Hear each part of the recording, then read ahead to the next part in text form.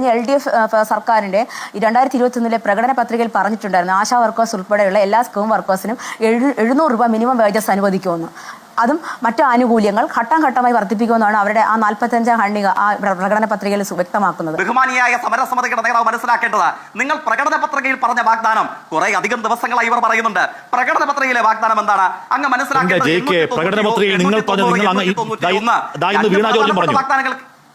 വീണ George എന്തോ അനുബന്ധം വായിക്കാൻ പറഞ്ഞു എന്ന് മാതൃഭൂമിയിലെ സരുൺ ശങ്കർ 4 ചോദ്യം ചോദിച്ചപ്പോൾ മന്ത്രി ദേഷ്യപ്പെടുന്നുണ്ട്. വിട്ടേക്ക്. അങ്ങ് അത് വിട്ടേക്കാൻ പറയുമ്പോൾ വിട്ടേക്കാനും അങ്ങ് എടുക്കാൻ പറയുമ്പോൾ എടുക്കാനും 24 ന്യൂസിലെ വാർത്താവതാരകന്റെ പണിയല്ല എനിക്കുള്ളത്. ഞാൻ CPIM അഭിപ്രായം പറയാൻ വന്നിരിക്കുന്നതാണ്. അതുകൊണ്ട് ആ ഡിക്റ്റേഷൻ എന്നോട് വേണ്ട. അത് അങ്ങ് ദയവായി അങ്ങ് പറയുന്നത് കേൾക്കാൻ 24 ന്യൂസിൽ ആരെങ്കിലും ഒക്കെ വെമ്പി നിൽക്കുന്നത് കണ്ട് അവരോട് മതി. അത് എന്റെ എടുക്കൽ വേണ്ട. ഞാൻ പറഞ്ഞത് ഇടതുപക്ഷ ജനാധിപത്യ മുന്നണിയുടെ പ്രകടന പത്രികയെ സംബന്ധിച്ച് സമരസമിതി നേതാക്കന്മാർ കുറേയധികം ദിവസങ്ങളായി തെറ്റിദ്ധാരണാജനകമായ ഒരു കാര്യം പ്രചരിപ്പിക്കുന്നുണ്ട്. 2 വാചകം പറഞ്ഞ് ഞാനതിന് മറുപടി അവസാനിപ്പിച്ചോളാം. ബഹുമാനിയായ സമരസമിതി നേതാവേ, ഇടതുപക്ഷ ജനാധിപത്യ മുന്നണി മറ്റാളുകളെ പോലെയല്ല. എന്ത് വികസനം വരുമ്പോഴും ഞങ്ങളിട്ട കല്ല് എന്ന് പറഞ്ഞ് വരുന്ന സംഘമല്ല. അങ്ങ് മനസ്സിലാക്കേണ്ടത്, മിനിമം കൂലി 700 രൂപയാക്കുന്നതിനുള്ള നടപടി സ്വീകരിക്കും. സ്ത്രീ പുരുഷ തൊഴിലാളികളുടെ വേതന അന്തരം കുറയ്ക്കുന്നതിനുള്ള നടപടി സ്വീകരിക്കും. 890 മിനിമം കൂലി തൊഴിലാളികളായിട്ടുള്ള ആളുകളെ സംബന്ധിച്ചുള്ള LDF പ്രകടന പത്രികയിലെ വാഗ്ദാനമാണ്. പിന്നെ 891 എന്നാണ്. അതെന്തേ സമരസമിതി നേതാവ് വായിക്കാതെ പോകുന്നത്? തൊട്ടു താഴെയുണ്ടല്ലോ, അംഗനവാടി ജീവനക്കാർ, ആശാ വർക്കർമാർ, സ്കൂൾ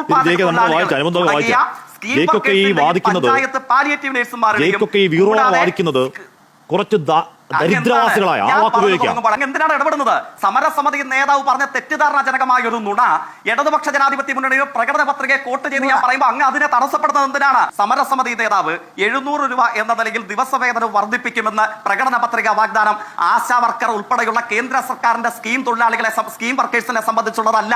ആശാ അംഗനവാടി ഉൾപ്പെടെയുള്ള സ്കീം വർക്കേഴ്സിനെ സംബന്ധിച്ച് ഓണറേറിയം കാലാനുസൃതമായി വർദ്ധിപ്പിക്കണമെന്ന നിലപാടാണ് 891 LDFന്റെ പ്രകടന പത്രികയിലുള്ളത്.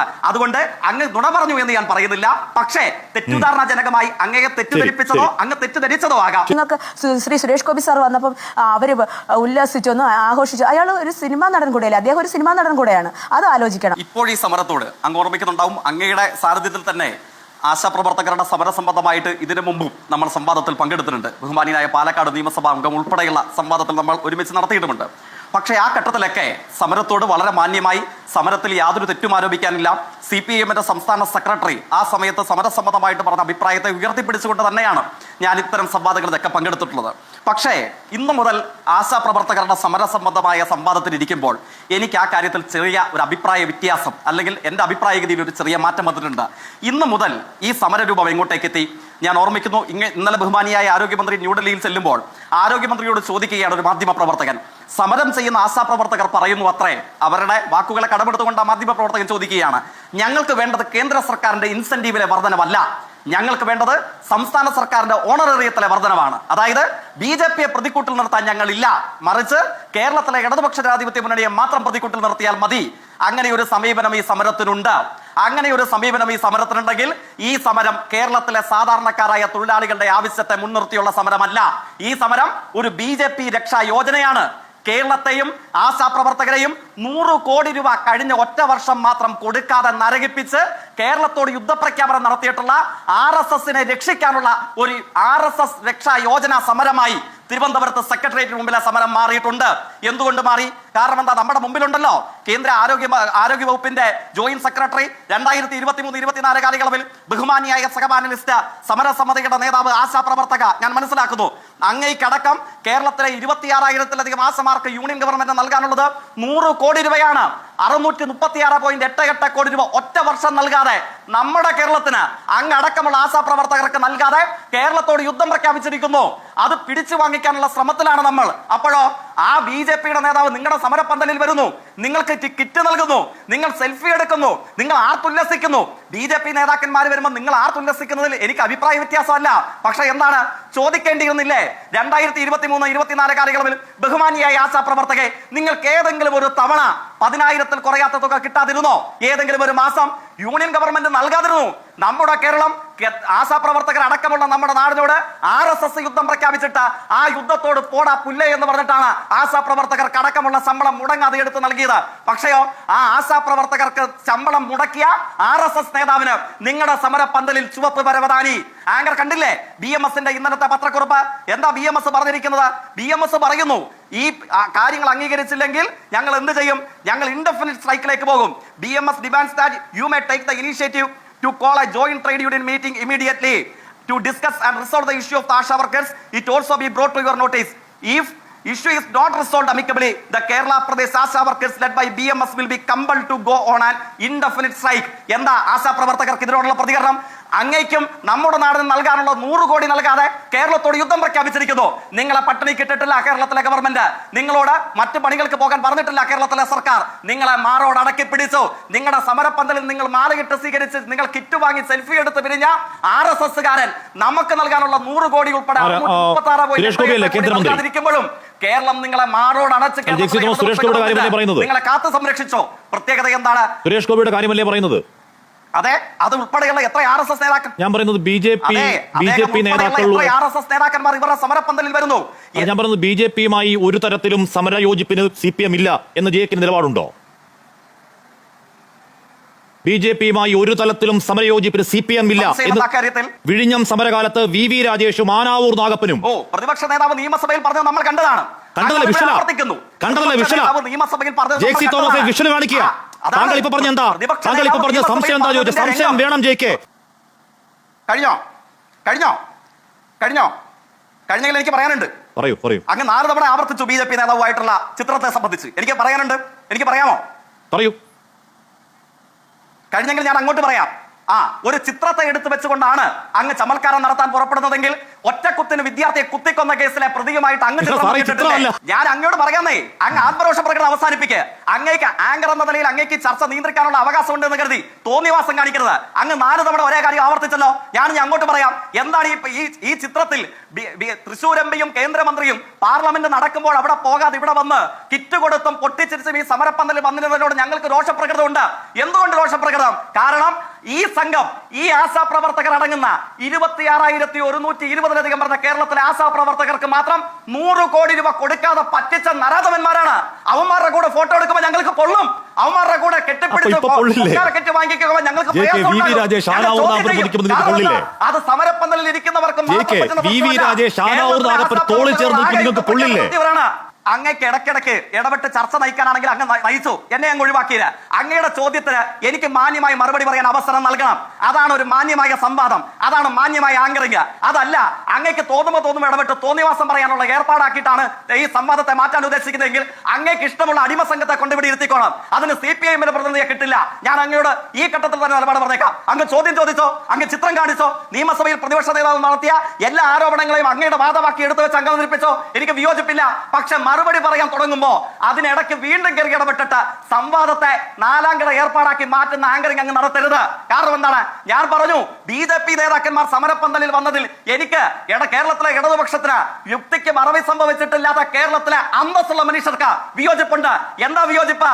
2023-24 ഈ കേരളത്തിലെ 26,000 ആശമാർക്ക് അവർക്ക് കൊടുക്കേണ്ട 100 കോടി 636.88 കോടി ദേശീയ ആരോഗ്യ മിഷന് മാത്രം അത് കൊടുക്കാതെ പിടിച്ചു വെച്ചിട്ട് ഇവരുടെയൊക്കെ തറവാട്ട് സ്വത്തിന്റെ ഒരു അംശമല്ല കേരളം ചോദിക്കുന്നത്.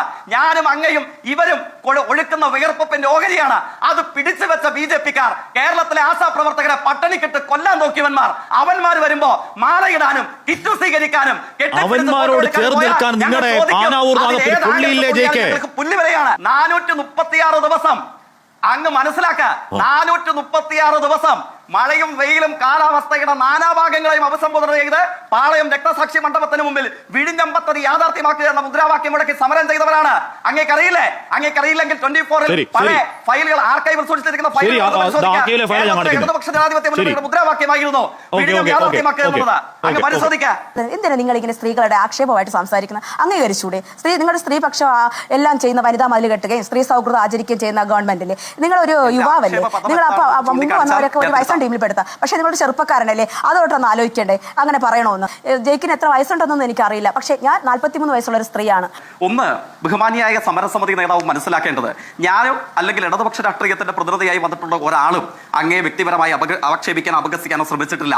അങ്ങ് ആക്ഷേപിക്കാൻ ശ്രമിച്ചു എന്ന് കാടടച്ച് വെടിവെക്കുമ്പോഴും പറഞ്ഞപ്പോൾ ഞാൻ ഇടയ്ക്ക് കൈ ഉയർത്തി വളരെ ജനാധിപത്യ മര്യാദയോടുകൂടി ചോദിച്ചു, ആക്ഷേപാർഹമായ ഏതെങ്കിലും ഒരു വാക്ക്, ഒരു വാചകം, ഒരു പദം എൻ്റെ പ്രതികരണ വേളയിൽ ഞാൻ പറഞ്ഞിട്ടുണ്ടെങ്കിൽ അങ്ങേക്ക് ചൂണ്ടിക്കാണിക്കാം, ഞാനത് തിരുത്താൻ തയ്യാറാണ്. അങ്ങ് സൂചിപ്പിച്ചതുപോലെ ഒരു കുഞ്ഞനുജൻ എന്നതുപോലെ, അങ്ങയുടെ പ്രായം സൂചിപ്പിച്ചു, എനിക്ക് 34 വയസ്സേ ആവുന്നുള്ളൂ. ഒരു കുഞ്ഞനുജൻ എന്നതുപോലെ അങ്ങയുടെ അക്കാര്യത്തിലുള്ള ഏത് പ്രതികരണവും സ്വീകരിക്കാൻ ഞാൻ സർവാത്മന തയ്യാറാണ്. പക്ഷേ ഈ സമരത്തോട് ഞാൻ പറഞ്ഞു, ഈ ചാനലിന്റെ തന്നെ വിവിധ സംവാദ ഘട്ടങ്ങളിൽ ഞങ്ങൾ പങ്കെടുത്തിട്ടുണ്ട്. ഇന്ന് ഈ സംവാദത്തിൽ പങ്കെടുക്കുമ്പോൾ ഞങ്ങൾക്കുള്ള പ്രതിഷേധം എന്താണ്? ഈ സമരം അക്ഷരാർത്ഥത്തിൽ സമ്പൂർണ്ണമായും ഒരു RSS രക്ഷാ യോജനയായി മാറിയിരിക്കുന്നു. എന്തുകൊണ്ട് മാറിയിരിക്കുന്നു എന്ന ചോദ്യത്തിന് മറുപടിയായിട്ടാണ് ഞാൻ സൂചിപ്പിച്ചത്. തൃശ്ശൂർ MP മാത്രമല്ല, മുൻ കേന്ദ്ര മന്ത്രി മാത്രമല്ല, എത്ര BJP തിരുവനന്തപുരത്തെയും സംസ്ഥാനത്തെയും പ്രവർത്തിക്കുന്ന എത്ര BJP നേതാക്കന്മാർ നിങ്ങളുടെ സമരപന്തലിൽ വരുന്നു? എന്തേ ഉള്ളു പൊള്ളുന്ന വേദനയോടുകൂടെ നമ്മൾ ചോദിക്കണ്ടേ?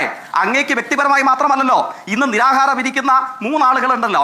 അതിലൊരാൾ ശ്രീമതി ബിന്ദു, SUCയുടെ നേതാവാണ്, ആശാപ്രവർത്തകയല്ല. സ്വാഭാവികമാണ്, സമരസമിതിയുടെ നേതാവാണ്, തർക്കമേതുമില്ല. ബാക്കി 2 പേര് ആശാപ്രവർത്തകരാണല്ലോ. ഒന്ന് ബഹുമാനിയായ ഷീജ R. എവിടെയാണ്? ഞാൻ മനസ്സിലാക്കുന്നു അവർ ജോലി ചെയ്യുന്നത് പുതുക്കുറിച്ചി ഫാമിലി ഹെൽത്ത് സെന്റർ FHSCയിലാണ്. അവർക്ക് ജനുവരി മാസം കിട്ടിയ ആകെ തുക എത്രയാണ്? 12,260 രൂപ. ഇതെന്തുകൊണ്ട് നിങ്ങൾ മറച്ചു വെക്കുന്നു? 3ാമത്തെ സമരസമിതിയുടെ നേതാവ് ആദരണീയായ തങ്കമണിയാണ്. അവർ ഞാൻ മനസ്സിലാക്കുന്നു തൃക്കണ്ണപുരം UPHSCയിലെ ജീവനക്കാരിയാണ്, അല്ലെങ്കിൽ ആശാപ്രവർത്തകയാണ്. തൃക്കണ്ണപുരം UPHSCയിലെ ആശാപ്രവർത്തകയായ നിരാഹാര സമരം അനുഷ്ഠിക്കുന്ന ബഹുമാനിയായ ശ്രീമതി തങ്കമണിക്ക് ജനുവരി മാസം കേരളത്തിലെ ഗവൺമെന്റിന്റെ പക്കൽ നിന്നും സ്വീകരിച്ച ആശാപ്രവർത്തകരുടെ ആകെ തുക എത്രയാണ്? അത് 10,690 ഞാൻ അങ്ങയുടെ എല്ലാ ബഹുമാനവും നിർത്തി ആവർത്തിച്ച് ചോദിക്കുന്നു, ഇന്ത്യയിൽ ഏതു സംസ്ഥാനത്തിന്റെ മാതൃകയാണ് നമ്മൾ സ്വീകരിക്കേണ്ടത്? നമ്മുടെ ചർച്ചയിൽ 2 ആളുകൾ ഇരിക്കുന്നുണ്ടല്ലോ, ഒരാൾ കോൺഗ്രസിന്റെ പ്രതിനിധിയും മറ്റൊരാൾ BJPയുടെ പ്രതിനിധിയുമാണ്. കോൺഗ്രസ് ഭരിക്കുന്ന കേരളത്തോട് അതിർത്തി പങ്കിടുന്ന 2 പ്രധാനപ്പെട്ട സംസ്ഥാനങ്ങളുണ്ട്. ആ സംസ്ഥാന കർണാടകയുടെ മാതൃക നമുക്ക് സ്വീകരിക്കണം. 5,000 രൂപ മാത്രം ഹോണററി നൽകുന്ന കർണാടക മാതൃക നമുക്ക് സ്വീകരിക്കണോ? ബഹുമാനിയായ സമരസമിതിയുടെ നേതാവ് പറ.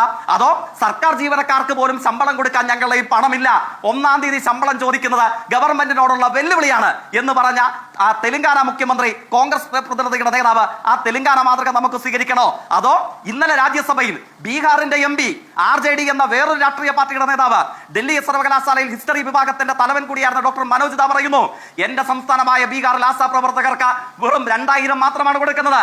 അക്കാര്യത്തിൽ രാജ്യത്തിന് മാതൃക കേരളമാണ് എന്ന് പ്രഖ്യാപിച്ച മനോജ് ദായുടെ അഭിപ്രായം നമ്മൾ സ്വീകരിക്കണോ? അതോ തൊട്ടുമുമ്പ് സംസാരിച്ച BJPയുടെ പ്രതിനിധിയുടെ നേതാവ് രേഖാ ശർമ്മ, ആങ്കർ മറന്നിരിക്കാൻ സാധ്യതയില്ലല്ലോ, വനിതാ കമ്മീഷന്റെ നേതൃപദവി അലങ്കരിച്ചിരുന്നയാളാണ്. എന്തായിരുന്നു രേഖാ ശർമ്മയുടെ പാർലമെന്റിലെ പ്രതികരണം? ആശാപ്രവർത്തകരെ തൊഴിലാളികളായി അംഗീകരിച്ച് അവർക്ക് മന്ത്ലി ഫിക്സ്ഡ് സാലറി കൊടുക്കണം, ഇൻസെന്റീവ് വർദ്ധിപ്പിക്കണം. പറഞ്ഞത് ആരാ?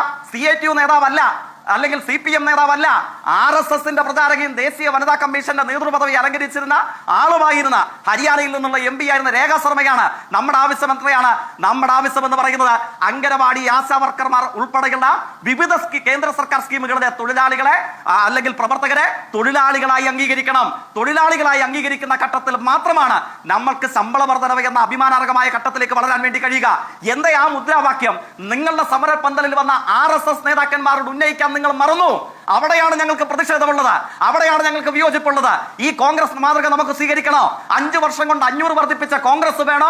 അതോ 2024 ഫെബ്രുവരി മാസം ഏറ്റവും ഒടുവിൽ 6,000 രൂപ 7,000 ആക്കി വർദ്ധിപ്പിച്ച ഈ കാലഘട്ടത്തിനിടയിൽ കോൺഗ്രസിന്റെ 500 പകരം 6,000 രൂപ വർദ്ധിപ്പിച്ച ഒരാളെയും വെയിൽ കൊള്ളിക്കാതെ, ഒരു നിരാഹാര സമരവും നടത്തിക്കാതെ, ഒരു ടാർപോളിനും വലിച്ചു മാറ്റാതെ കോൺഗ്രസിന്റെ കാലയളവിലെ 500 6,000 ആക്കി വർദ്ധിപ്പിച്ച് കേരളത്തിലെ 26,000 ആശാപ്രവർത്തകരെ RSS കേരളത്തെ മുടിപ്പിക്കാൻ 7,000 എന്നത് 10,000 ആക്കി തരാം, ബാക്കി കാര്യം നമുക്ക് പിന്നെ ചർച്ച ചെയ്യാം, നമുക്ക് ഒരുമിച്ച് കേന്ദ്രത്തിലേക്ക് പോയി ഇൻസെന്റീവിനായി സമരം നടത്താം എന്നൊരു വാക്ക് പറയാത്ത എന്താണ് JK? അങ്ങനെ കൊടുക്കാനും മാത്രം നമ്മുടെ ഖജനാവ് മുടിഞ്ഞു മുണ്ടക്കോലെടുത്തിരിക്കുകയാണോ? തെലങ്കാന പോലെ സർക്കാർ ജീവനക്കാർക്ക് 1-ാം തീയതി ഒരു ചുക്കും തരില്ല എന്ന് പറയാൻ മാത്രം കേരളത്തിലെ ഗവൺമെന്റ് ഇപ്പം മുടിഞ്ഞിട്ടില്ല. BJPക്കാർ മുടിപ്പിക്കാൻ നോക്കിയെങ്കിലും നമ്മൾ ധീരോദോത്തമായ മുടിപ്പിക്കൽ പ്രക്രിയയെ ഒത്തൊരുമിച്ച് നേരിട്ടു. പുതിയ കാറുകൾ വാങ്ങുവാൻ വേണ്ടി വാങ്ങിച്ചിരിക്കുന്ന 100 കോടി രൂപ മാറ്റിവെച്ച് ആശാ വർക്കർമാർക്ക് 3,000 രൂപ ഓണറേറിയം തയ്യാറാണോ? എന്തായാലും UDF നേതാവ് പറഞ്ഞത് നന്നായി. ആഡംബരക്കാരനെ കുറിച്ചൊക്കെ അല്ലേ, അതായത് 2.5 കോടി രൂപയുടെ ലാൻഡ് ക്രൂയിസർ വാങ്ങിയിട്ട് സർക്കാർ ജീവനക്കാർക്കും ആശാപ്രവർത്തകർക്കും അംഗനവാടി ജീവനക്കാർക്കും പൈസ കൊടുക്കാൻ എൻ്റെ ഇല്ല എന്ന് പറഞ്ഞ കോൺഗ്രസിന്റെ തെലങ്കാന മാതൃക കേരളത്തിൽ സ്വീകരിക്കില്ല. UDFന്റെ 500 ഒരു സമരവും കൂടാതെ എല്ലാ വർഷവും ഘട്ടം ഘട്ടമായി വർദ്ധിപ്പിച്ച് 7000 ആക്കി ഗവൺമെന്റാണ് കേരളത്തിലെ ഇടതുപക്ഷ ജനാധിപത്യ മുന്നണി. ഇനിയും ഞങ്ങൾ വർദ്ധിപ്പിക്കും. അത് നിങ്ങളുടെ ശൈലി കൊണ്ടല്ല, ഞങ്ങളുടെ തൊഴിലാളി വർഗ ബോധ്യം കൊണ്ടാണ്. സമിതി നേതാവ് മനസ്സിലാക്കണം. വർദ്ധിപ്പിച്ച് കേരളത്തിൽ 7000 ആക്കിയപ്പോ കഴിഞ്ഞ 17 വർഷമായി കേന്ദ്ര സർക്കാർ ഒരണാ പൈസ വർദ്ധിപ്പിച്ചിട്ടില്ല. എന്തുകൊണ്ട് കേന്ദ്ര സർക്കാർ ഇന്ത്യയാകെയുള്ള ആശാപ്രവർത്തകർക്ക് ഒരണാ പൈസ വർദ്ധിപ്പിക്കാതിരിക്കുകയും